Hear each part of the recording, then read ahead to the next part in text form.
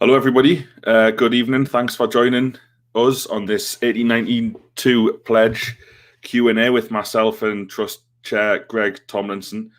What we're here tonight for is to take your questions. Any questions you've got, nothing is the wrong question to ask about the 1892 pledge scheme. Greg, first of all, we'll kick off with some good news. At the time of broadcasting right now, we've had over £20,000 worth of pledges in today, which is beyond my wildest expectations.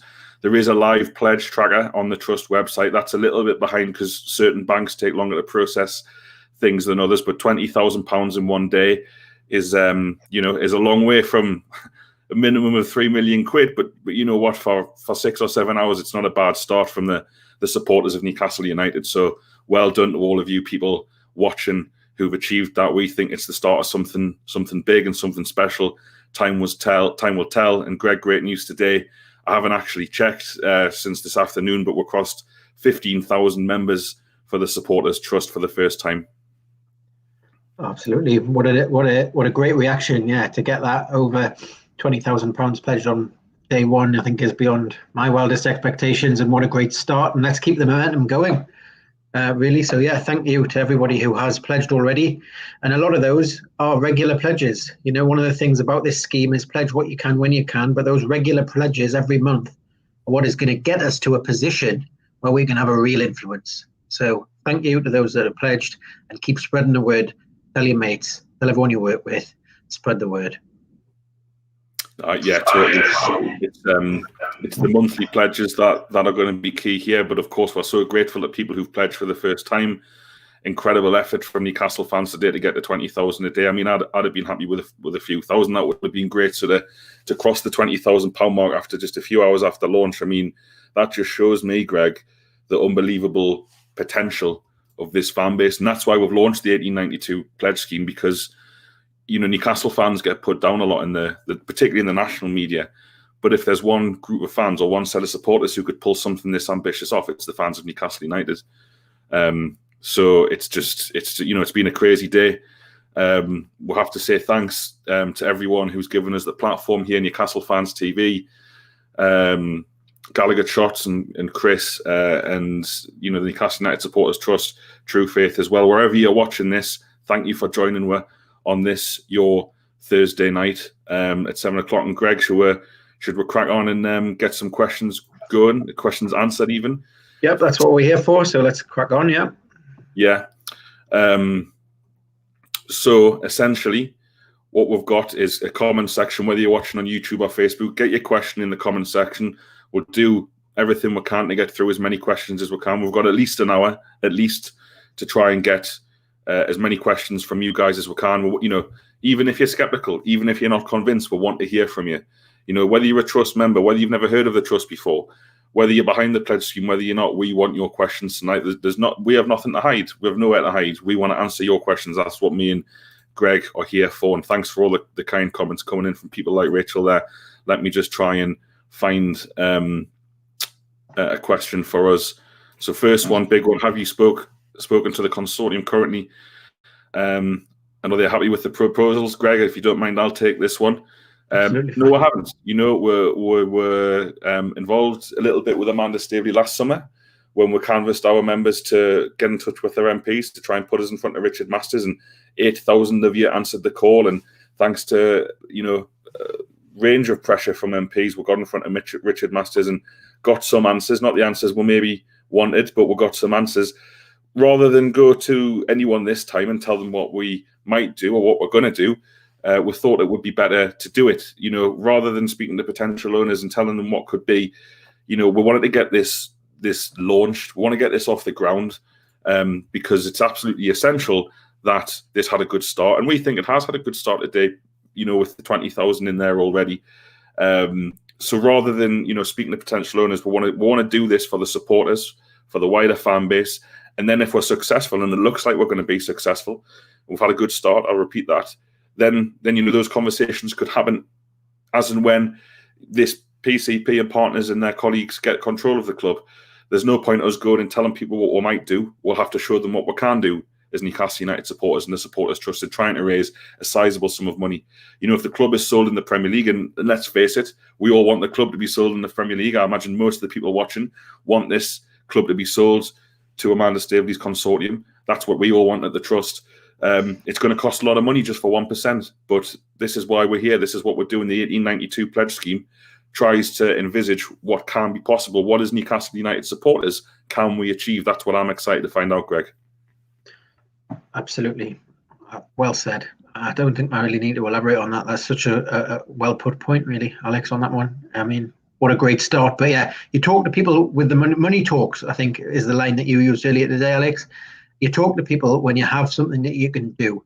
And we can put the fans through this scheme together in a position where we can go and do things, and money talks. So let's build that fund, and then we're going to have the conversations.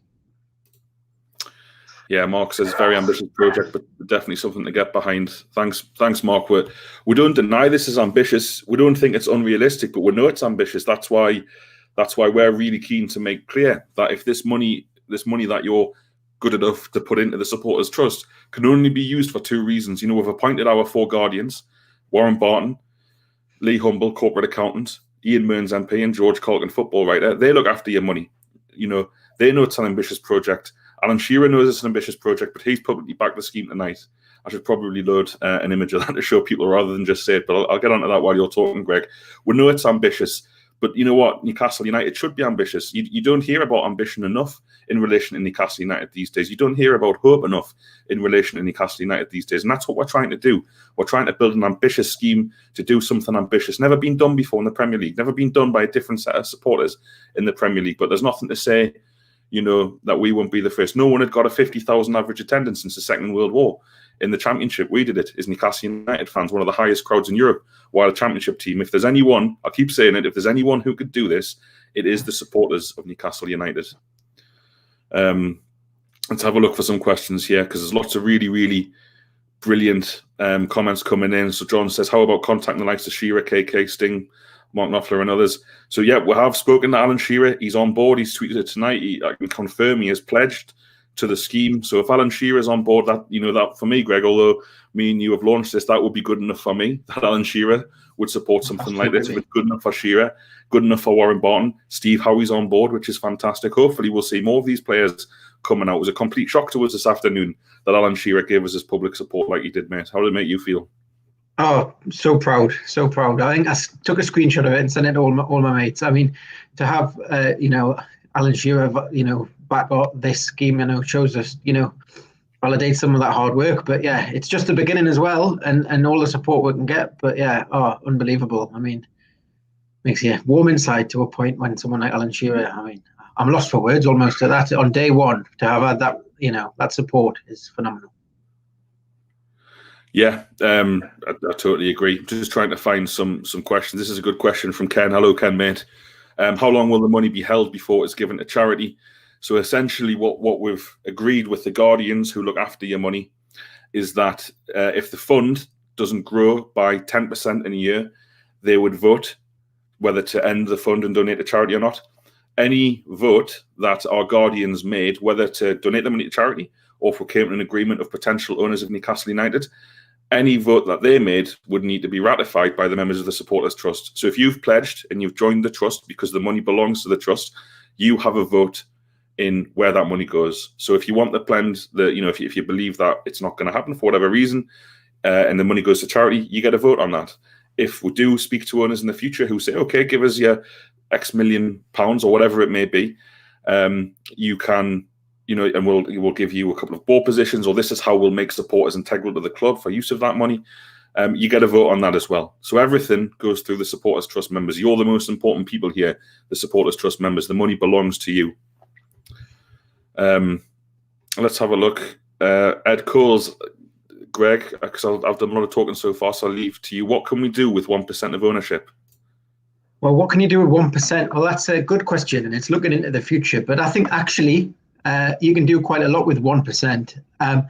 We're not naive enough to think 1% lets you run a football club.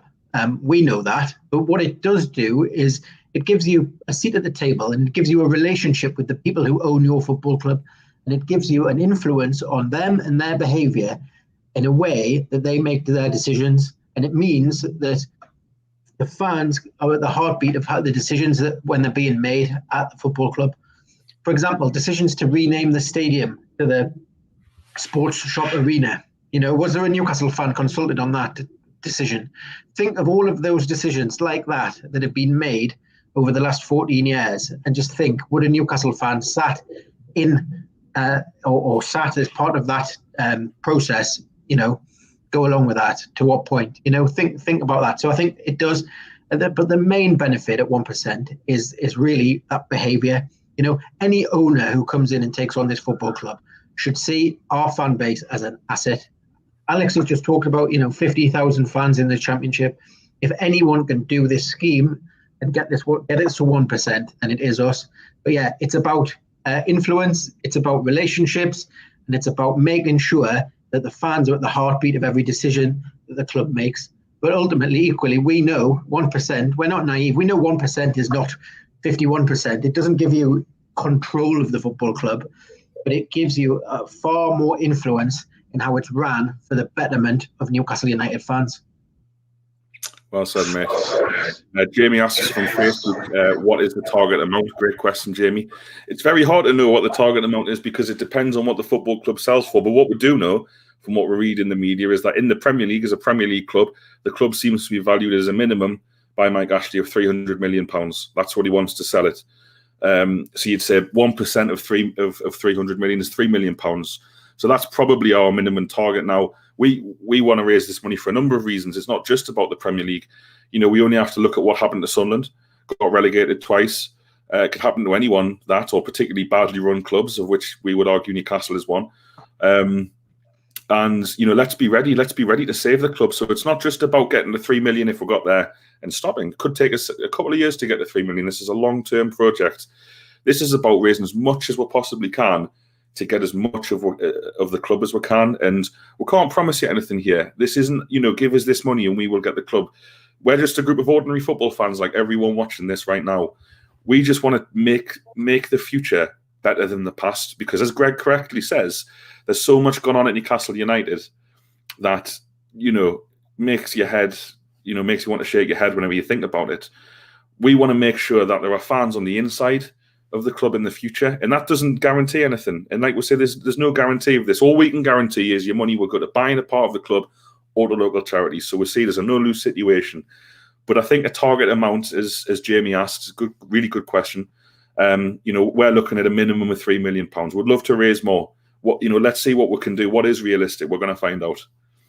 Tom Lynch says, really ambitious idea. Thanks, Tom. It is. We appreciate your support.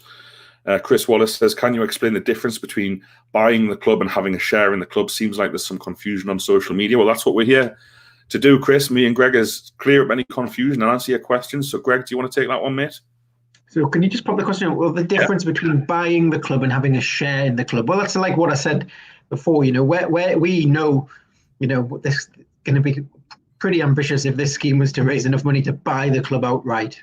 But at Mike Ashley's current valuation, 1%, you're looking at around £3 million. And that's about, obviously, with a willing seller, and a willing new buyer that we could go on board with 1% and having that influence, really. But the way that this was set up, and the money can only be used to buy a share in Newcastle United, that share would then, subject to the members of the trust agreeing to that purchase, would then be owned by the Supporters Trust. Spot on. Question here, can I ask what do NUFC think you can achieve with 1%? Well, we've talked about that. Greg's given an answer about that already. Also, this has been discussed with the NUST since 2018. Why are paying members only finding out today? That's because to launch something, you have to build it. You have to do the hard work in the background. If you just went to a load of members and said whatever came into our head, that would be an unrealistic and ridiculous way to do things, to be honest with you. The trust is completely transparent. We had the largest ever supporter elections in English football history with nearly 6,000 people voting last year. We've attracted 15,000 people to the trust. We as a board are elected on pledges. My election pledge was to launch the most ambitious, fan-led fundraising project in English football history. So I've stood on that platform, so it wasn't a secret to anyone, and nearly 70% of the trust members voted me back in on that platform. So we're totally confident with the way we've handled things so far. Greg, I will look for another question from Julian. Can you clarify the corporate governance process that oversees the management of funds generated by the pledge scheme? Thanks. Great question, Julian. That is a very good question. Well, I guess first of all, we have our trustees, which you've heard about. Guardians. Guardians. And that was bound to happen, wasn't it? Guardians. The guardians that are going to look after. They are there to guard, to look after, to safeguard that money. So it will sit in a separate bank account, effectively an escrow, and it is protected. And they form that group. So we'll have Warren Barton, ex-Newcastle United right hand England right back.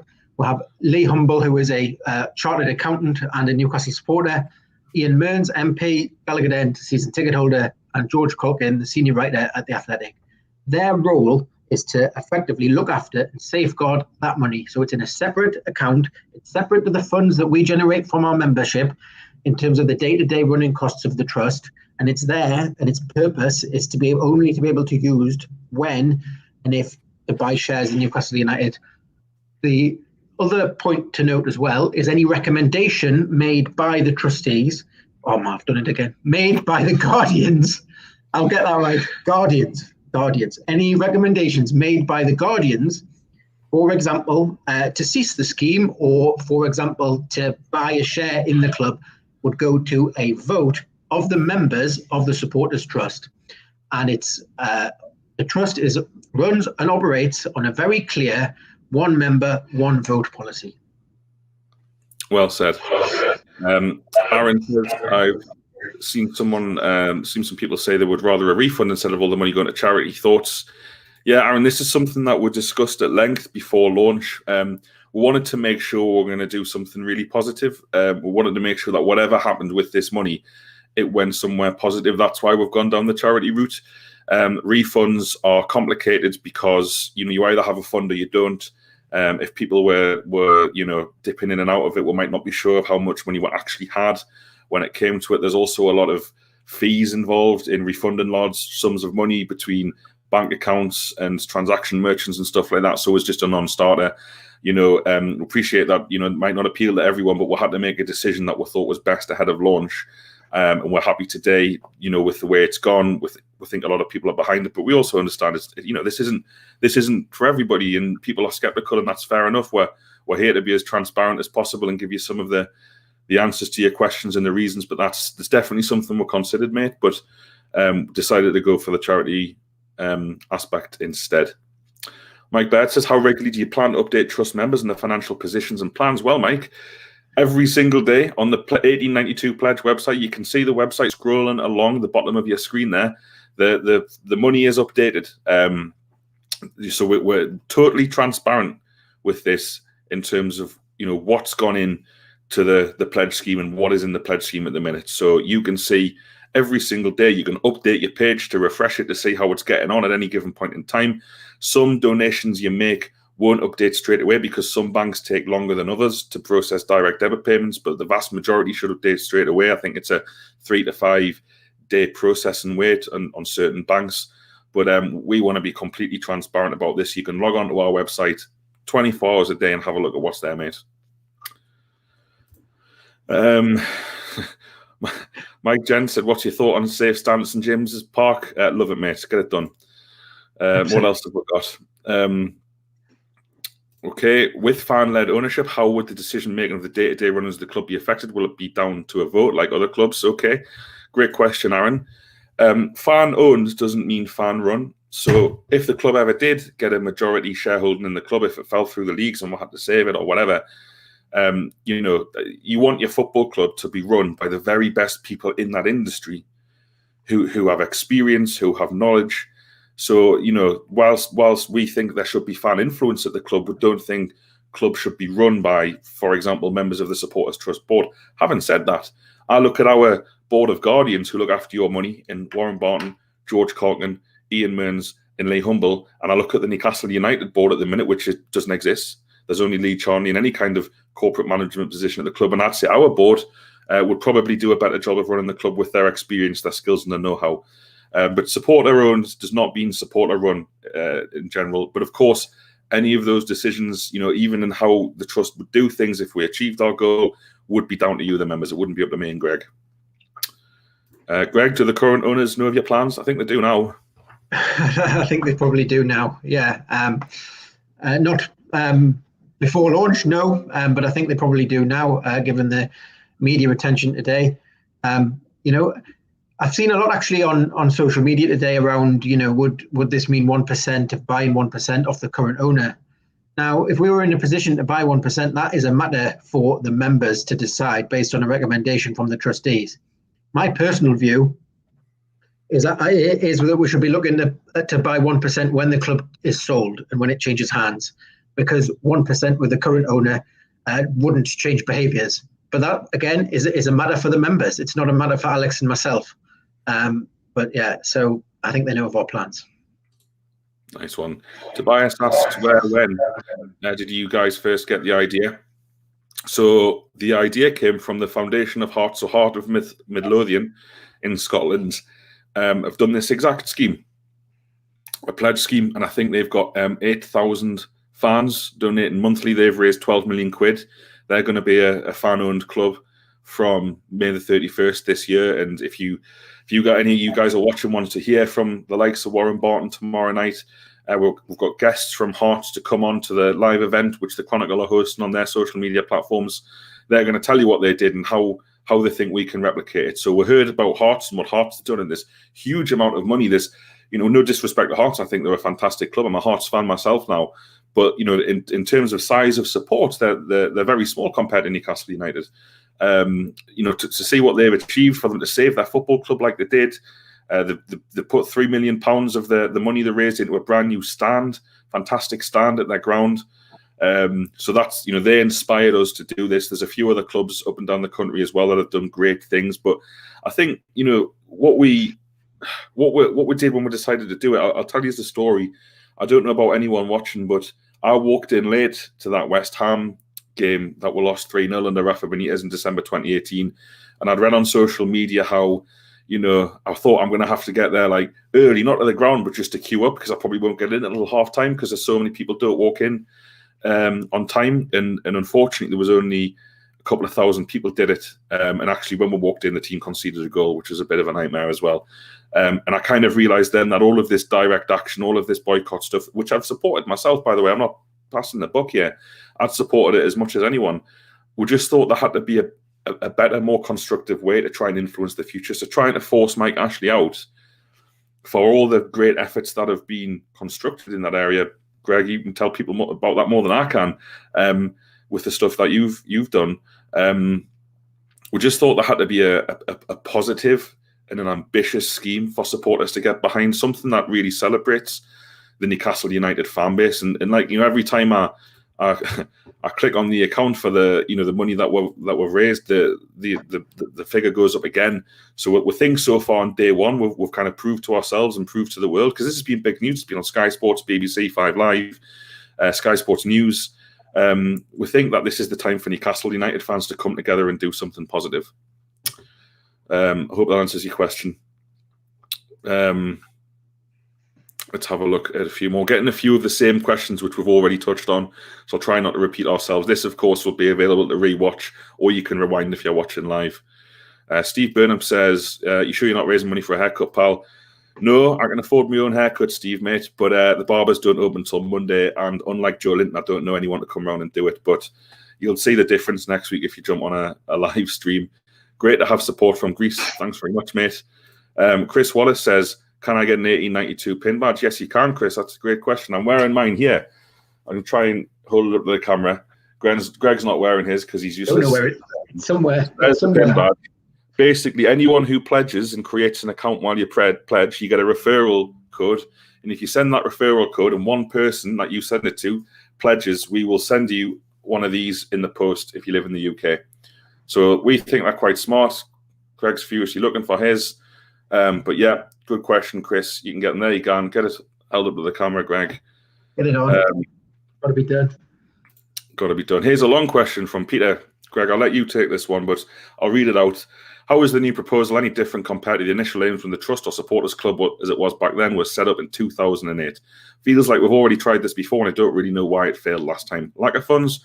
Why will this time be any different? No intention of being negative. I want to be convinced. Peter, don't at all think you're being negative. I think it's a fantastic question. Thanks for sending it in, Greg. That's a very good question, and I can't speak for those custodians of the Trust at the time who ran that scheme at the time.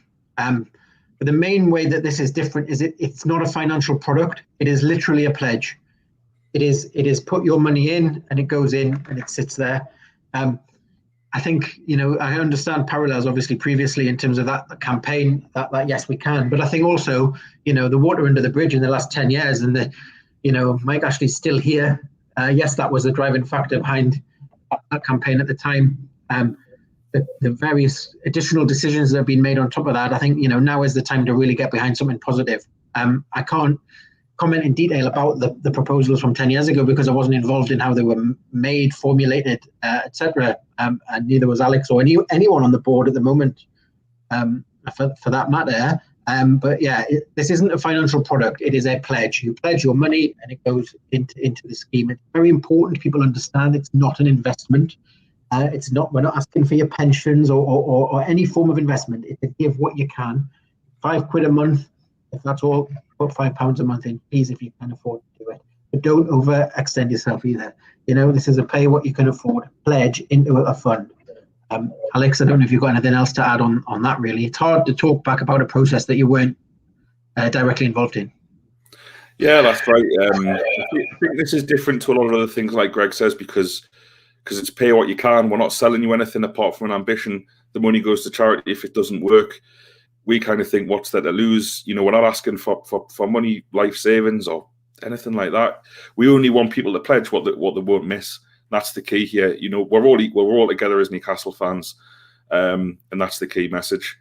Again, Paul Davidson asks a question. Paul, I'll just touch on this once more because we've talked about it. Greg went through in great detail earlier in the conversation that we've appointed 4 guardians: Warren Barton, ex-Newcastle and England player; Ian Mearns, MP for Gateshead; George Colgan, football writer for The Athletic; and Lee Humble, corporate accountant. They look after your money. It's not me and Greg or other Trust board members.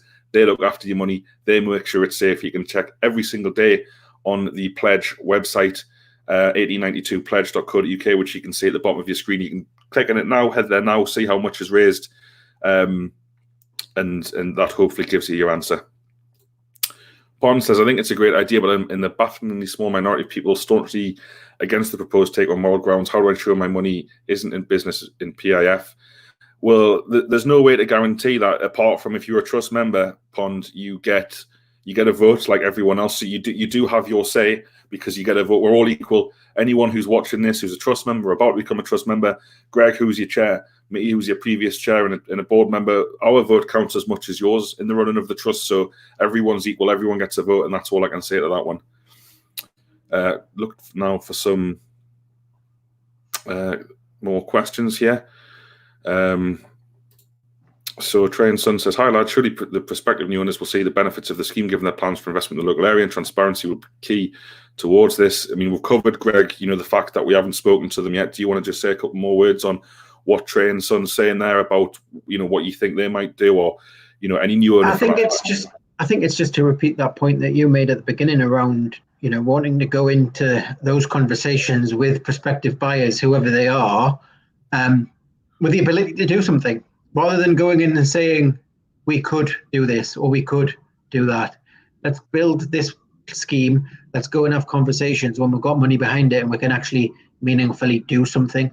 I think that goes for the current protracted takeover at the moment. But if that was to fall through as well, then there's also the potential opportunity to go and have those conversations.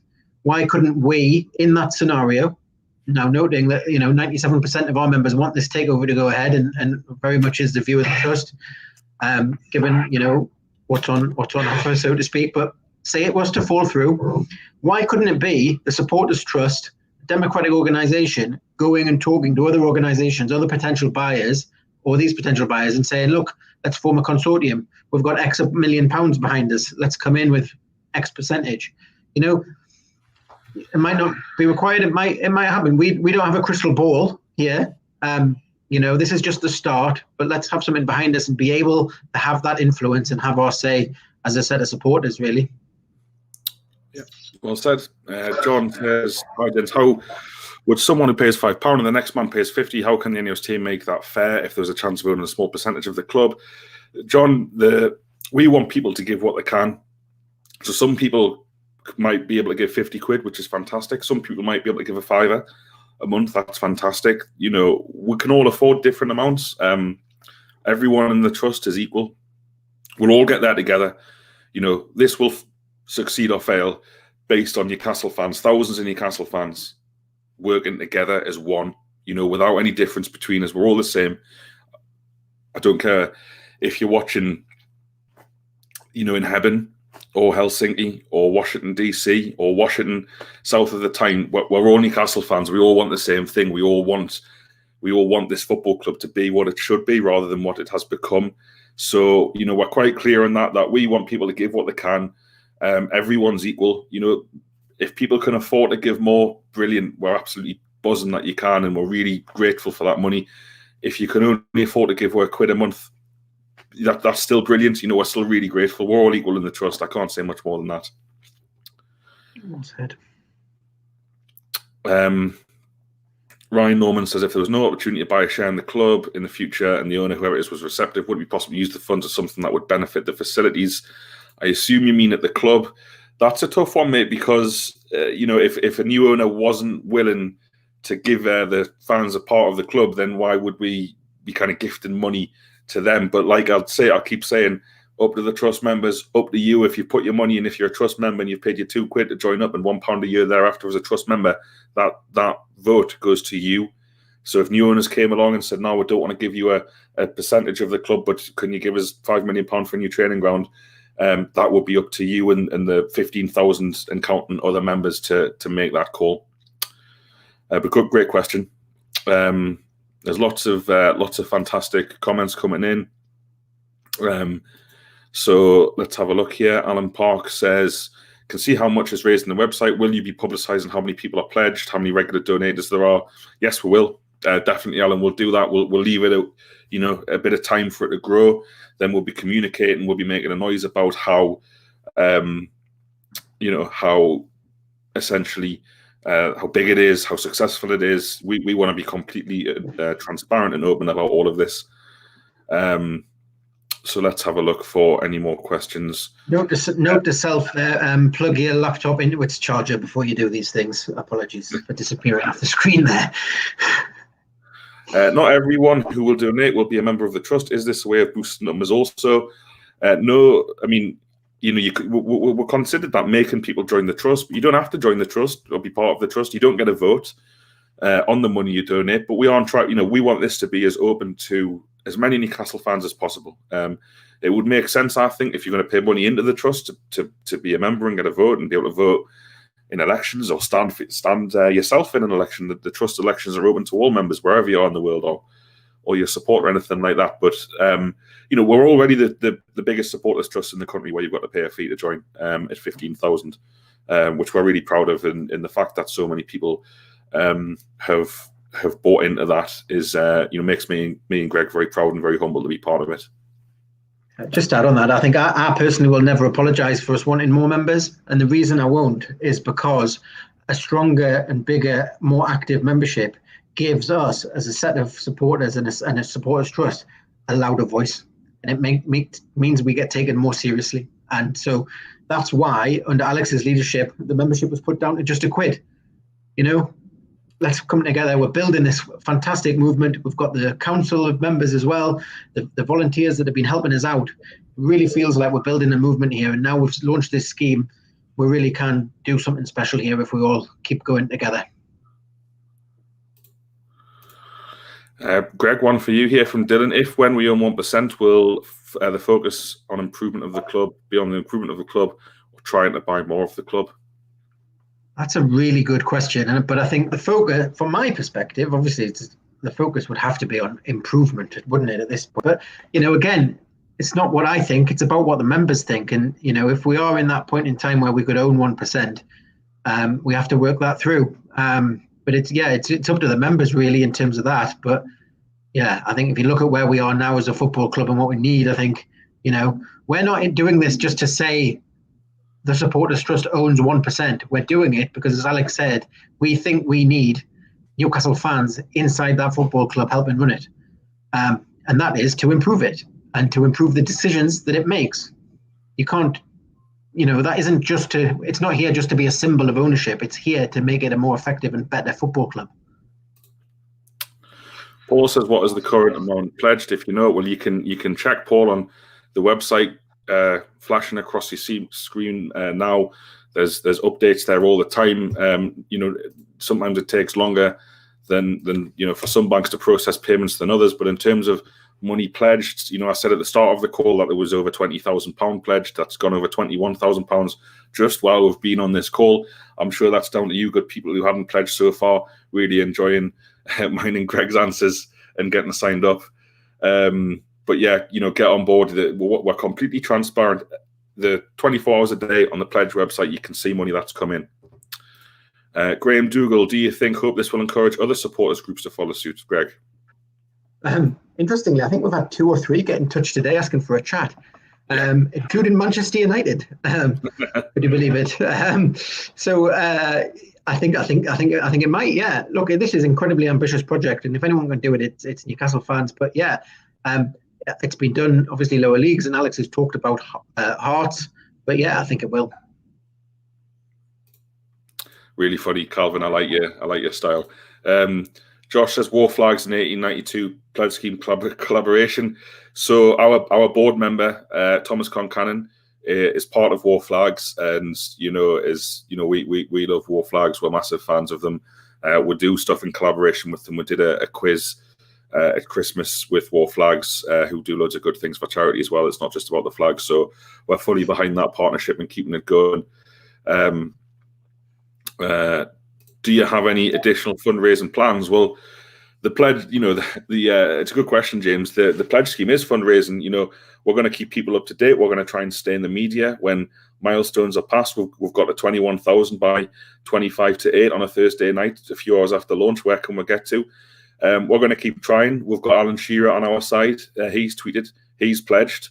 We're going to think that's a fantastic message. Warren Barton's on side. So we'll keep trying to get these recommendations from people. We'll keep trying to talk to people. It's hard at the minute because of the pandemic, but we would like to put some events on across the country, not just this country, but maybe in North America as well.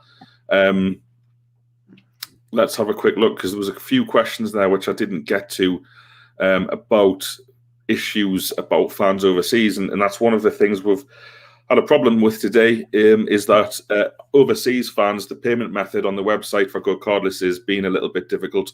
We're on top of it. We're going to get it fixed and make sure overseas fans who are incredibly important to Newcastle United and important to the trust can pledge just as easily as fans based in the United Kingdom. But we are on that. There was always going to be a couple of hiccups with the launch, but we're on that. We're here. Let's have a look at any other questions. Let's take a hard one, Greg. Why should anyone trust you after the pathetic performance with the Premier League and their chairman? All right, cheers. Holographic sentience, if that is your real name. Was he in there? Was this person in the room? Because you might not like what Richard Masters said, but unless you're in the room, we asked some incredibly difficult questions.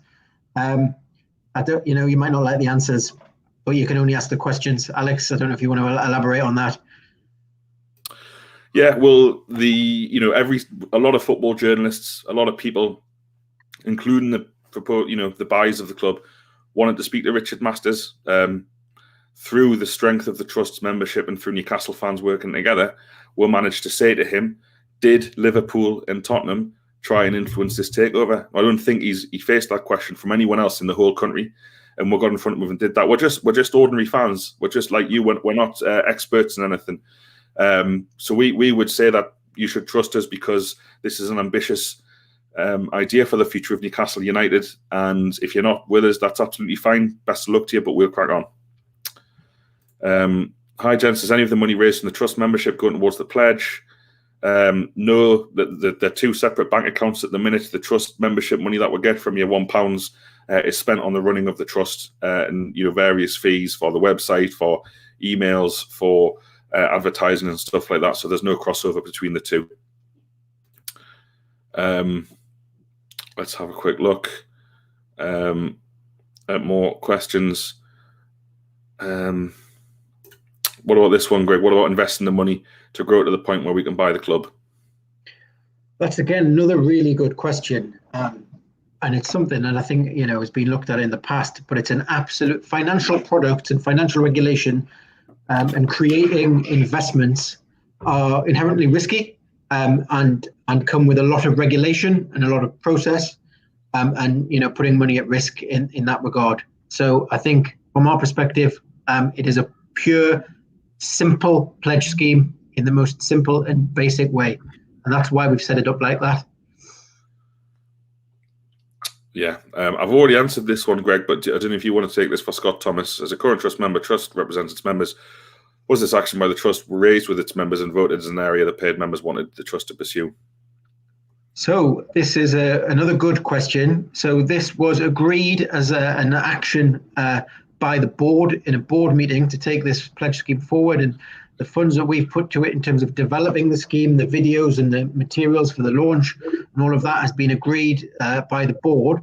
The board is elected. It is a set of, we are open and transparent about that. They're elected to run this organization on our members' behalf. And I think just Alex alone, if you look at Alex's statement from his campaign when he was re-elected to the trust board with a large majority of the vote, was all about this, and 70-odd% of our members voted for Alex in that point. So no, we haven't taken every single point and every single decision back out to the members in that regard, or else they would never get any business done as a functioning organization. You have to trust us as your elected representatives to make those decisions. We think we get them right more often than not, but we're not we're not perfect. So, if you have concerns or issues, we're always here and we're always open to listening to that. But yeah, agreed by the board based on that public commitment in those manifestos and those statements. And then here we are today with the launch. Great, well said. Julian says, you mentioned the figure of £12 million that Hearts fans were able to raise. Just out of interest, how long did it take them to get to that number? 2014, and I think they had that figure in 2020, so it took them 6 years to get that £12 million, mate. Mark says, great scheme, or good. I'm not trying to exaggerate what you're saying here, Mark. Good scheme. I just set up the direct debit. Brilliant, mate. We really appreciate it. Thanks so much. Paul says, fantastic scheme. Brilliant. Really, like we've said, we're working on the foreign payment aspect of it and try and get a link up there. Mark says, some are right in thinking this depends on a takeover going through. Mark, that is 100% correct. This is totally reliant on the takeover going through. One day, Mike Ashley will be gone from the club. I know it's hard for a lot of fans to envisage that day at the minute. It's difficult for that reason, but we want to be ready for that day. We want to make sure we have a seat at the table within the club, hopefully, and no guarantees here. We're not trying to sell something that we can't. We're selling an ambition and a hope that when the club does change hands, and it will one day, sooner rather than later, hopefully, but we're prepared for anything. This is a long-term plan. To be able to speak to new owners and say, we've raised this much money, can we buy a percentage of the club based on what we've raised, and what can you give us in return for that? That's the plan. Mike's just confirming there. Martin says, I think the website crashed. It's crashed at several points today, mate. I know this sounds weird, but that's a good thing because of the interest and the amount of people trying to get on at once. We really want it to stay up, but if it's crashed for anyone, it's come back on with the refresh or 1 or 2 minutes later. Does this mean in the future that I can claim to be part owner of Newcastle United, Greg, for Johnny Burns? Well, if we were successful, it would be the trust that would own the 1%. But if you're a member of the trust, then you also own part of the trust, and then the trust would potentially own that 1%. We can't predict the future, but that's what we're here. That's what we've set this scheme up for, and that's how it would work. Setting up a direct debit now. My brother better pledge with my link, get the badge. Yep, stick it on social media, Ryan. If not, or send it to as many Newcastle fans as you know. If you get someone to click your link, you'll definitely get your badge. Promise, completely. Thanks from Magpies 24/7. We're getting a lot of similar questions. Imagine Rio's smoke face tonight. That was a bit weird. I'm not lying. A couple of weeks ago, I had to check my phone to see it wasn't tapped because we've been planning this for 3 years. What Rio said was ridiculous because raising £300 million and then in the Premier League, that is beyond us. We're not claiming we can raise the money to buy 100% of Newcastle United in the Premier League. I appreciate he's a very rich man, so he's probably just used to getting what he wants. But if comments like that are meant to belittle fans, they're not meant to aid us. And with us and the people who've pledged so far and people pledging in the future, we'll concentrate on Newcastle United and doing the best we can and ignoring people saying stupid things like that. Greg, sorry, one question. I'm getting quite a lot. I'll just try and find one of them to put on the screen. Here's one from Aaron. How do you make sure everyone's voices are heard and not just those at the top of the pyramids, social media influencers? Do you want to take that one for Aaron? Can do, absolutely, yeah. So I think the most important thing, and this is about how the trust runs full stop, is that we operate on a one member, one vote basis. So every single member has the same say. Now, when it comes to the pledge, you don't have to be a member of the trust to make a pledge. But when it comes to the vote on how we use that fund, you do need to be a member because the fund will ultimately be owned by the Supporters Trust. But, it's not influenced by anybody on social media in terms of your followers or your podcast or YouTube or anything like that. One member has one vote, and it is as simple as that when it comes to voting on any recommendations that are made by the Guardians. Yeah. Karen asks, to become a member, can I make a donation direct from my bank tap your PayPal? Karen, you don't have to have a PayPal account to become a member. You don't have to log in. There's an option to just put your card details in and pay through that, so it doesn't need to be from your bank. In terms of the pledge, it has to be from through Go Cardless, which is a direct debit platform, even if it's a one-off payment. Lorraine Watt says, Lorraine Waite says, can you buy the pin with the money going into the pot? Not yet. We've only got a limited amount of badges, so we want people to tell their friends, tell their family, get that referral and get it free of charge instead. Dean Richardson says, a lot of negativity within the club and the fan base. Dirty, well done to everyone involved. A fantastic scene up the mags. Psycho Livo says, have you spoken to other fan groups for advice? Like Pompey Supporters Trust, who stepped in to save their club. Yes, mate, we've spoken to people who were very instrumental in saving Portsmouth. We've been speaking to people at football clubs up and down the country who stepped in to save their clubs. It was really, really important that we consulted people who've been there and done it. It's very, very vital to speak to the people who've actually got the experience of trying to do what we are trying to do as well. Greg, just for people, again, I mean, we've answered the question a couple of times, but we keep getting asked it about the involvement of people trying to buy the club and specifically Amanda Staveley and her consortium who came so close last summer, and as we read in the press are fighting a battle right now to get it. Can you answer the question there about why we haven't spoken to them? So just to reiterate, we haven't spoken to any prospective buyers because we want to be in a position where we're going to have those conversations with a fund behind us, and we can say, look, we've got this, we can do this, not we're speculating we might be able to do this, could we potentially do this? So that is the primary reason. But we're open, and if any prospective buyer wants to have a conversation, they can. We're probably the easiest people to find. We're very contactable. The current consortium have Alex's phone number, so if they want to get in touch and have a conversation, we are here. We are very easy to be found. But the fundamental principle in that, in terms of launching this scheme, getting it going, is we want to be in a position where we can do things. So we have a fund, we can go and do things rather than speculate. You get taken seriously when you have money, and money can talk, and you can actually enact and do things. If we say we would love to buy 1%, how much money have you got behind you? Or we're going to go and raise it later. It's not really a compelling argument for anybody to do business with you. But if we get in a position where we've got something behind us as a supporters trust, we can go and have those very serious conversations and hopefully really do something meaningful here. Yeah, Darren asks, will any of the guardians of yourselves receive salaries or payments for time worked? 100% no, Darren. Absolutely not. We are volunteers who care about Newcastle United. So are the guardians. There's no way we would ever take money from any of the trust money. It's simply not what supporter activism is all about. Everything that me and the other board members do, and Greg, I can speak on your behalf as well, do this for the love of the football. We're not interested in anything like that at all. John says, how can people in North America contribute to the trust? You can join through nufctrust.co.uk, and then you can pledge, John, on the website. On the bottom, we are having some problems with international payments for the pledge, but they'll be sorted very soon. Peter asks, where specifically is the money stored? It's stored in the trust bank account. The Guardians have control over it. We aren't looking at investments or high interest accounts or anything like that. The money can only be spent on two things. We wouldn't invest the money. It can be spent on buying shares in Newcastle United or to go to local charities in the Northeast. Let's have a look for any other questions here as we get to the end of the hour. Chris Wallace says, do you have any plans to be doing the rounds across media outlets in the Premier League and UFC podcast? I'll let you take this one, Greg, mate.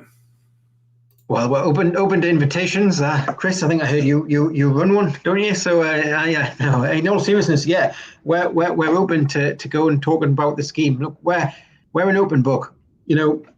We'll talk to you till the cows come home on this in terms of any serious questions and whatnot. And one of the key challenges is really going to be maintaining momentum. We've had a monumental launch date today, far beyond, my wildest dreams. Makes me think of Bobby Robson. We didn't have that. We didn't have wild dreams. That quote wasn't beyond our wildest dreams because we did have wild dreams. But what a day! So yeah, but the answer is yeah, absolutely. Get in touch. Richard says, have you thought about approaching ex-players to donate for raffles similar to what Shearer just did? We've already got some ex-players on board, like you're saying, Alan Shearer, Steve Howie and Warren Barton. We'll want to do events and futures for people who contribute to the pledge after the pandemic. We're definitely going to do some Zoom calls with ex-players and stuff like that for people who refer their friends. That's all on the pledge website in the Your Account section. You can head to your referral code, send it on to your mates, to your family, and if they pledge, you will get access to those kind of things. But we're just really grateful that Warren Barton, Steve Howie and Alan Shearer have come out in public, supported this. They didn't have to do it. They could have easily sat back and waited to see what happened. But the fact that they've come out and given us their support is unbelievable, and we're really, really grateful to them. How long do you intend to let the pledging continue, and do you have milestones for amounts raised after 3 months, 6 months, etc.? Greg? Well, we run it for as long as it takes. Really, we've not set a single target really in terms of how much to raise. I think Alex has talked about 1%, and at the current valuation that comes in around £3 million.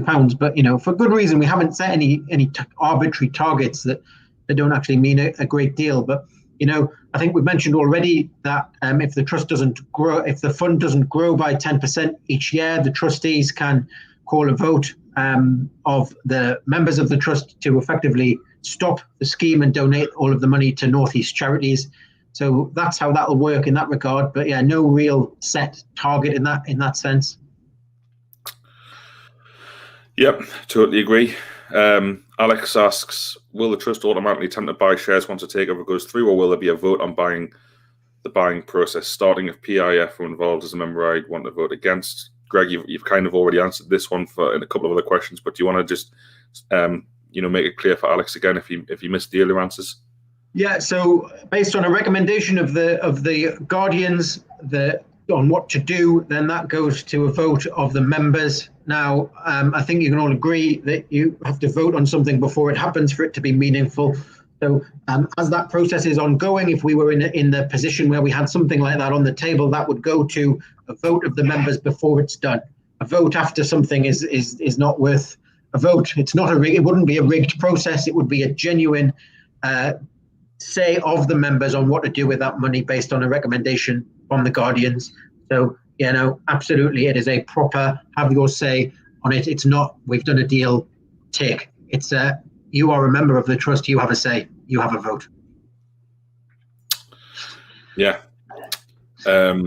Brilliant. Okay, so what we've got now potentially is just some questions that were sent in to us earlier today.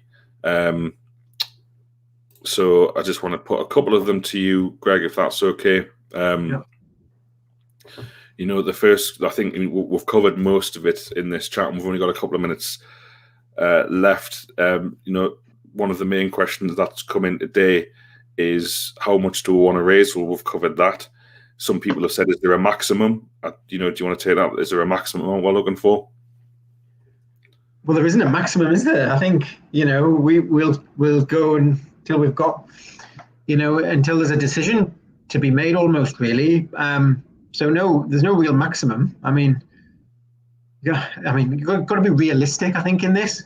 But yeah, not set an arbitrary target, so no maximum. But yeah, we'll go with it. You can't really set a maximum in something like this. I mean, it's not. I'm not naive enough to think that we're going to, you know, be in a position shortly to actually buy the club outright. You know, that's why we're talking around 1%, or, you know, worst case scenario, us being there as a pick it up off the floor. Really, I think is, you know, that Portsmouth analogy that you used before was really a good one, actually. If you look at Portsmouth, their fans stepped in and bought the football club, and they've actually just sold it. But they didn't sell it to the first person who wants to buy it, because the people who often try and buy football clubs that are in trouble down at the bottom are chancers. People who are in it for themselves to make a quick buck and then get shot, get out. Look what's happened at various of those clubs. They had the benefit of stabilising their football club and then choosing, as a supporters trust, to sell it to what they believed were good owners with the right intentions for their football club. So yeah, no target, but let's keep it going and let's keep the momentum going. Yeah, well said. Thank you for everyone who has watched tonight. We really appreciate 500 of you spending your time listening to me and Greg for an hour. You know, really nice comments here in the you know, in the comments. We really appreciate it. Just final one from me. This club is our club. The club belongs to us. It's not Newcastle United's training ground or its academy or its first team squad or its coaching staff that's worth £300 million. It's us, the supporters. Mike Ashley wants to make a massive profit on the football club that he has not done a great job with, to be blunt, over the past few years. What we're asking you to do today is invest in yourselves, invest in Newcastle United supporters. That's the most important message I can give you here, is the 1892 pledge scheme is about you. It's about Newcastle United. It's about us as a football club. We want to make sure we're represented when this club is sold. We might not do it. We can't promise anything. We'll only do it with your help. We're really proud of the day we've had today. We're really proud of the reaction of the supporters. We're really proud of Alan Shearer, Warren Barton, and Steve Howie getting behind it so publicly. Let's have a go. Let's see what we can do. If there's any football club fans that could do this, it's the fans of Newcastle United. And we really appreciate everyone who's pledged so far and everyone who's promised to pledge over the weekend and beyond that. So with that said, thank you, Greg, for your time, mate. We plan to be as transparent as possible. We'll do some more of these again. Thank you to everyone who put a comment in. Sorry we couldn't get to every single comment. We really appreciate it. We'll try and get to your comments next time. And thank you. Thanks to everyone for watching. See you all soon. Ta-ra. Thank you.